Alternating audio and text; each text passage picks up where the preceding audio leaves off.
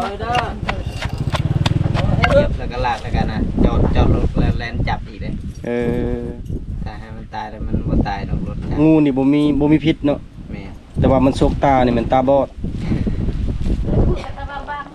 เริ่มสุกแล้วได้นี่ปุ๊กแกงไก่ใส่บางผักใส่มากใส่อันวายคมคือเก่า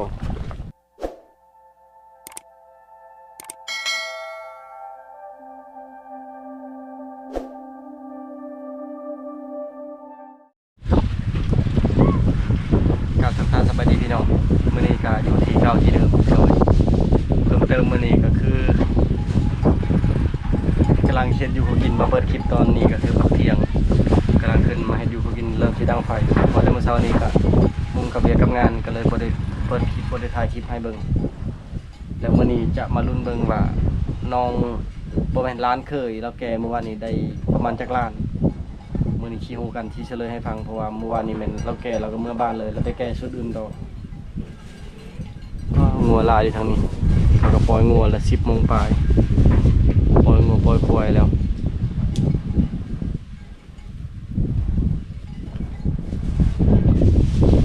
วัดใดลานใดยังนาพี่น้อง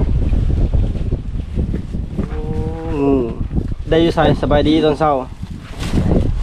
ยังบ่ทันเที่ยงขับรถเมื่อกี้นี้เห็นงูนะตามทางก็เลยเหยียบงูสิงตอนเมื่อหรือตอนขามานี่ตอนเมื่อกี้นี้ประมาณโลนึงเนาะได้อยู่นะงูสิงได้พี่น้องนี่เหยียบเอาแล้วตายเลยเพราะยังมันตายนะจับไม่แต่ว่าเหยียบน่ะพอดีเหยียบตีลากมันก็เลยนะลากเลยลากไปเลยเลยเพื่อให้ผู้ใดกินได้นี่ท่านคือสิบ่ได้ดอกเพราะว่าเหยียบแล้วก็ลากแล้วกันนะจอดรถแล้วแลนจับอีกเลยถ้าให้มันตายแล้วมันบ่ตายดอกรถงูนี่บ่มีพิษเนาะแต่ว่ามันซกตานี่มันตาบอดงูสิงนะพี่น้องแต่อาหารเที่ยงแล้วทีมงานหาบ่ได้กินได้นี่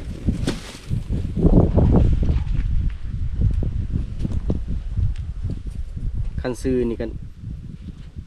น่าจะบ่ต่ำเนาะ60ต่ำไป50-60,000บ่แหละซื้อได้ดอกคาบหนึ่งสัวกินนี่แซ่บอาซิมานี่ตุ้ยคักอลีงูนี่งูสิงอันนี้เขาจะเอางูสิงดงบ่เลยสิงทองอันนี้บ่เห็นก็บ่มั่นใจงูที่เป็นงูที่ว่าแลนไวสุดเห็นบ่เฮ้ยมันกระตาเว้ยเนาะได้อาหารแล้วนี่สบายดีสมอนเสียงคือบ่เคยมีบ่ได้เป็นยังเฮ็ดกระจายรถเท่เฮ็ดกระจายรถเฮียแล้วนี่เช็ดบ่ได้มื้อได้ตอนแลงจะเข้าไปเซ็นได้ก่อนแล้วบัดนี้จะได้ไปนำหาใหม่โอ้บ่เห็นดอกแล้วใส่ไว้ในถุงเสื้อถุงเสื้อจะไว้ก็จะยืนอย่างอันนึงก็จะพอแห้งเพื่อจะมาส่งให้นี่ก็จะป้าแล้วมาส่งให้บอกให้ได้เมื่อตอนแรกจะนอนเผากับบ่ไหวแล้วเคยบอกแล้วก็จะอันเดียวด้วยก็จะนะจะนี่มันเคยบอกจังเอาเนี่ยเราเมื่อบ้านกินนี่แล้วเราเห็นมันข้ามทางเราก็เหยียบเบรกหลังมันลากเลยแต่ก็แล่นไปคุบเอาอีกว่านี่ย่านปะแซ่บได้ผมกินได้นี่ด่าบริยานลีแดงูนี่เป็นซีเวีย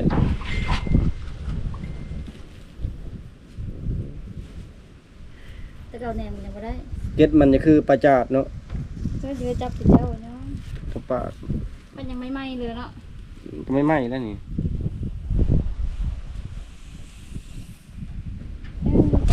จับเป็นอยู่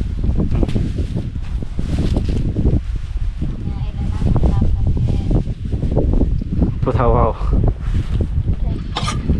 แกงไก่คือเก่าแกงไก่ใส่มังคับตรงไก่ใบแล้วก็ตัดใบให้บ่ให้ลามไปตัดก็ได้ใบนะเขาไปจักไว้ตัวใด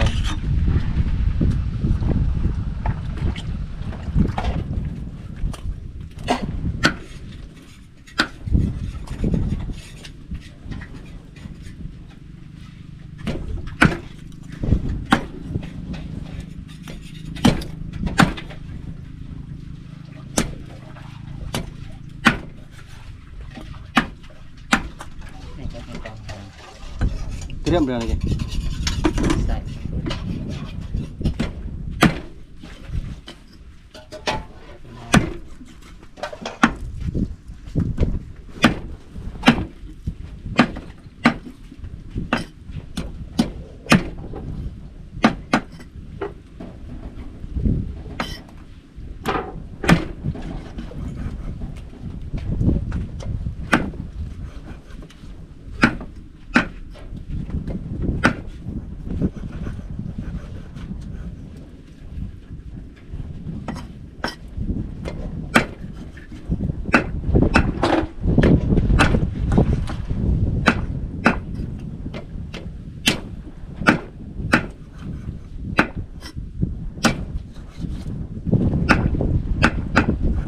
เรียบร้อยแล้วมันไก่แล้วพี่น้อย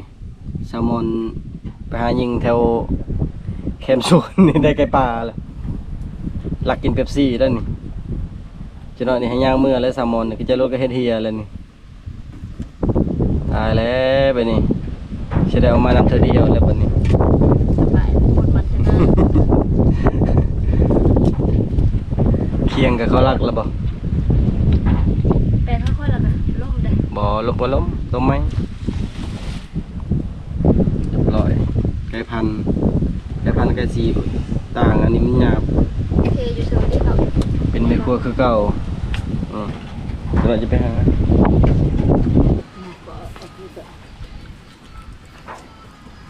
บางดำที่มือเฮา มันครับอลิโนไก่พันธุ์โอ้ยหลายคนแกงกินอ้อมสักทีแล้วกินแล้วพิเศษต้องมีขี้พุ่นน้ำยิ่งแฉบ บ่ถึกหลักอนามัยแล้วเป็นว่าแฮมเลย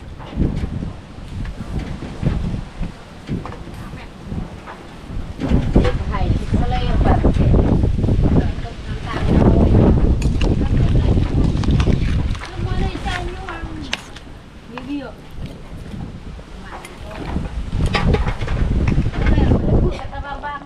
เริ่มสุกแล้วได้นี่ปุ๊บแกงไก่ใส่บางผักใส่มากใส่อันวายคมคือเก่าเปลี่ยนจากเมื่อวานนี้นั่นกระดูกหมูมาหุ้งซองมากมาเห็นจับตื่มอีกมังหนึ่ง ไผ่ก็จะข ผ่านบ่จับมังหุงมันเอาเมียได้แล้วบ่จำนี้นี่ ำ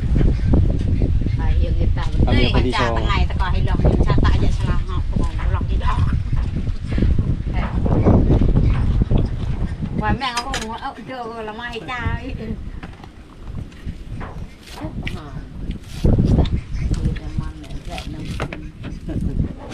คือเก่าคือเดิมตำมังหุงคือเก่าเวลาเจ้าเฮ็ดหยังนี่เจ้าเฮ็ดบ่แซ่บเขาจะบ่ใส่เจ้าเขาจะเฮ็ดแซ่บนี่เขาใส่ตลอด มีคนมาแซ่บแต่คนเอาบ่แซ่บอะไรนะ นั่นบ่คันสมมุติเจ้าขายเครื่องกันเจ้าบ่จะได้ลูกค้านั่นเจ้าขายเทื่อนึงแล้วก็เฮ็ดบ่แซ่บแล้วเขาบ่เข้าอีกบัดนี้ คนเผ็ดกินกับสมอโปรฝนอะไร นั่นบ่คือว่านั่น หมอโปรฝนไปเยอะคนดี อืมเอาเป็นหยังคือหานแปลงรถแล้วมีแต่เครื่องเศษแบบนั้นนี่นั่นจะเบิ่งหานแปลงตู้เย็นมีแต่ตู้เย็นห้าง จ้างเรียกแล้วก็เนี่ย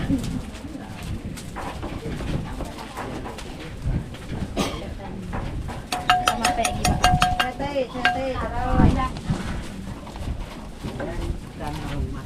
เตมด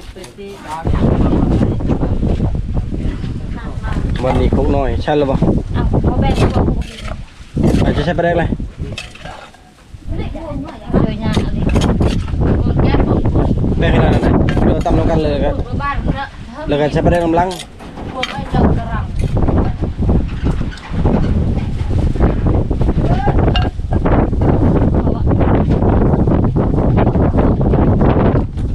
พอกับพ่อถ้าไปต่อเดินพื้นจะอาย มานั่งแต่งงานแก้แต่เกี่ยวอ่อนดอยจ้ะแต่งงานเกี่ยวเกี่ยว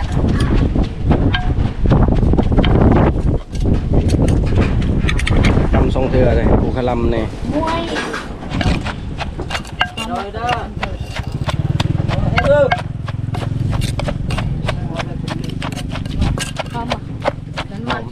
ดีตะดีค่ะ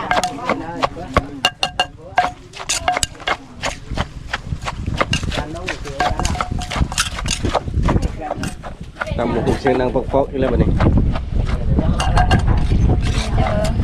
แต่ว่าซื้อเก็บอยู่ใช้ชม ส่งหาซื้อบ่ได้แล้วส่งนี่ค่าบ้าน จะมาตื่นของสวรรค์ให้ได้แบบค่อย ก็ปียันติดคุกอีกปฏิบัติเริ่มนะบัดนี้จักคนบัดนี้1 2 3 4 5 6 7 8 9 10 11 12 13 14 15คนระวังมันค่อยตกเลย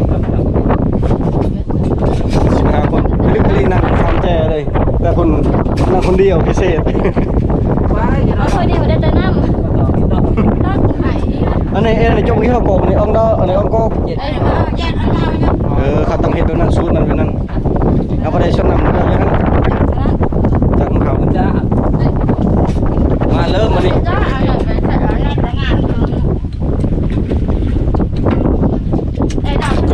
ซองไอ้น้องคือผ้าแพทย์แต่ว่าผู้ผ้าแพทย์น่ะไปอยู่ไทยพุ่น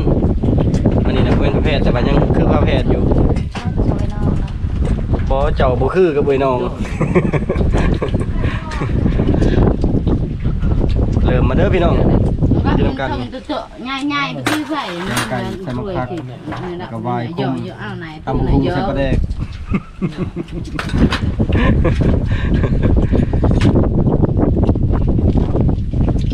กินข้าวนำกันเด้อพี่น้องกินน้ำเนยแซลมอนกินพอเดียวบ่ได้เลยตุ้ย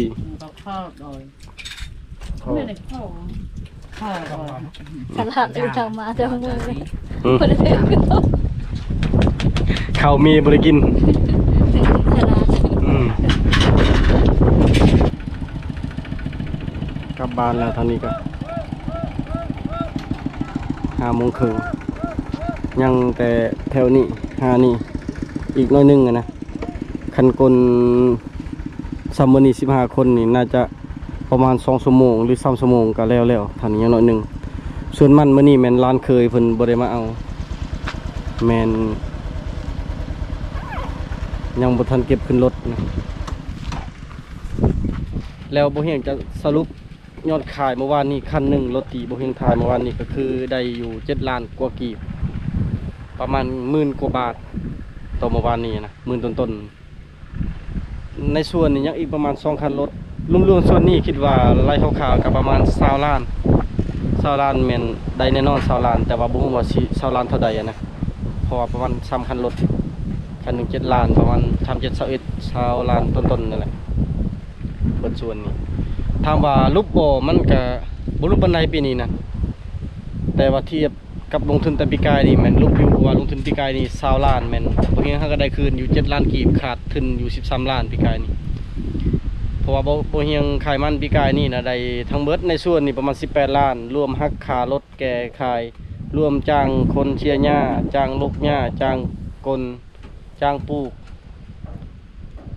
แล้วมันยังเหลือประมาณ12 ล้านแล้วบ่เฮียงเอาแต่7 ล้านส่วน5 ล้านมันปะให้ดูต่อหรือมาดูต่ออีกปีกายนี่4 ล้าน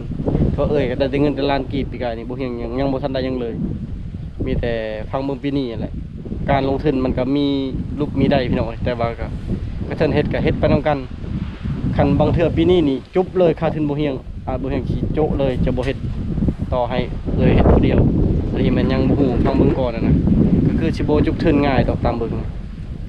หาเงินแบบหาทุนคืนแต่บ่ได้หากำไรทีเดียวดีนะแล้วบ่เฮียงก็บ่ได้ถ่ายคลิปถ่ายหยังตัวนึงเพราะว่าเฮ็ดเล็งเฮ็ดให้มันแล้วเพราะว่าแล้วก็ยังส่วนแม่เฒ่าอีกยังส่วนหนึ่งแล้วก็กลับไปส่วนบ่เฮียงญี่ปุ่นอีกยังส่วนหนึ่งเบิดปีนะเฮ็ดแต่กับมันแต่ก็บ่ได้เพราะว่าเฮาลงทุนไปหลายโพดแต่ละส่วนหลายเฮายกล่องนี่มันแพงอยู่บ้านเฮาก็มีแต่บ่เฮียงบ่ได้ไปพอกันอยู่บ้านนี่พี่น้องอันนี้ก็ถ่ายให้เบิ่งซ้ำนี้ก่อนพอดีตอนนี้กลับมาฮอดเฮือนพี่น้องอาบน้ำแล้วก็บ่เฮียงก็บ่ได้ถ่ายหยังหลายคิดว่าสิถ่ายเฮ็ดอยู่ฮู้กินอยู่เฮือนแต่ว่ามาแล้วก็พาเฮ็ดเวียกเฮ็ดงานกินข้าวกินน้ำเฮ็ดเวียกเมื่อยเพราะว่า เฮาก็เร่งให้อยากให้มันแล้วแหละเพราะว่าเซามอนเราก็บ่มีเวลาพอนะเวลาก็มีแต่วันเสาร์อาทิตย์ขึ้นมาทางนี้แล้วก็วันจันทร์ลงไปสอนจนฮอดวันศุกร์ตอนแรกวันศุกร์ก็ขึ้นมานี่เที่ยวไปเที่ยวมามันก็ยากแน่ส่วนบ่เฮียนก็ยังบ่ได้เข้าป่าเข้าดงคือเก่าเพราะว่าอยากกลมันอยู่นี่แล้วก็กลมันอยู่บ้านให้มันแล้วก็คือสรุปก็คือรถบ่ได้มามื้อนี้บ่ได้มาเอามีแต่เมื่อวานนี้หันได้อยู่7ล้านปลาย7ล้านปลายก็ประมาณหมื่นกว่าๆนี่แหละคันในส่วนนี้ได้4คันก็ได้จะประมาณ20ปลายล้านแต่เฮาบ่ฮู้ว่าสิได้เท่าใดลองลุ้นต่อไปว่าสิได้เท่าใดมื้ออื่นเพิ่นน่าจะบ่ได้ไปแหละมื้อวันจันทร์เพราะเพิ่นยังสิขี่รถไปส่งชาวมอนนะไปรับไปส่งบางทีก็เราก็ไปมาเองขึ้นมาแล้วก็ลงไปเองบางเทื่อก็ต้องไปรับแบบนี้แต่ว่ามันปีนี้ราคาสูงอยู่ก็คือสิบ่ลุกทึนปานใดส่วนนี้นะส่วนอื่นมันลุกตลอดหากก็สิกำไรส่วนตัวนี้แหละเป็นส่วนใกล้ส่วนสุดท้ายนี่ยังบ่ฮู้ว่าสิกดมื้อใดพี่น้องเอ้ยสำหรับคลิปนี้ก็บ่มีหยังหลายถ่ายก็บ่ค่อยละเอียดปานใดเพราะว่ามุ่งหน้าไปเฮ็ดเวียกหลายคนนะบ่เห็นก็เลยบ่ได้ค่อยเก็บรายละเอียดสำหรับคลิปนี้ไปก่อนพี่น้องบาย